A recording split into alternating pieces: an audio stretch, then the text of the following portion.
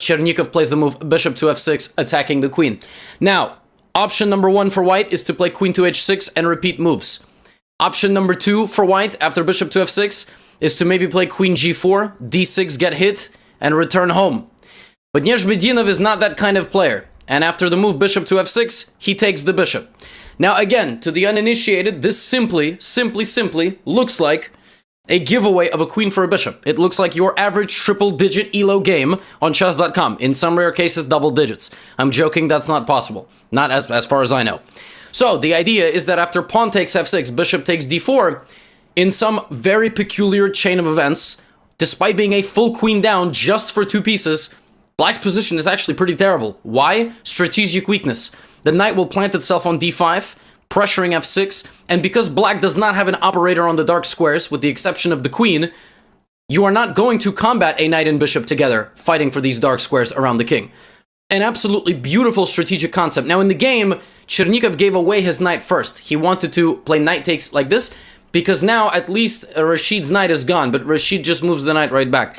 So Nezhmedinov plays knight to c3, rook e8, knight d5. I mean, everything that you expect, bishop d4. Everything plays itself. Up until this moment, the computer is still convinced that black is fine with moves like king g7, rook to d1, and d6. And all of a sudden, here, Rashid plays just a very logical follow-up to his whole previous plan, which is rook to d3. And the idea of rook to d3 is to rotate the rook to pressure. And all of a sudden, the computer goes, holy...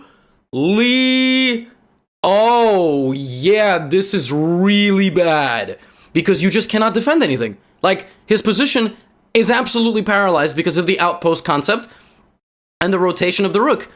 And so we get bishop d7, rook f3, and Chernikov tries to create a little bit of counterplay, but bishop c3 deflects the queen away, and now knight takes f6. It doesn't need this rook, because if you play bishop takes then knight g4, and this rook is hanging, the king is under attack. If, for example, king to f8, and you take, and listen, you crash through. The queen is not the only defender of the king. That cannot happen, okay? The queen needs to be attacking. It was not made to defend, right? And so in the game, we get bishop to e2, which is kind of a vague fork. But after knight h7 and king g8, Nezhmedinov just finally activated yet another piece. This rook is just immortal, just standing here the whole time, gets taken. But in the process, look at this. I mean, this rook is under fire, and you can't move the rook. The craziest thing about this position is, like, for example, if you were to move, h8 becomes a huge problem. And the game ends with exactly that. And look at this. I mean, ladies and gentlemen, like, I'm sorry, there should have been a parental advisory warning. I mean, he literally sacrifices the entire house of pieces.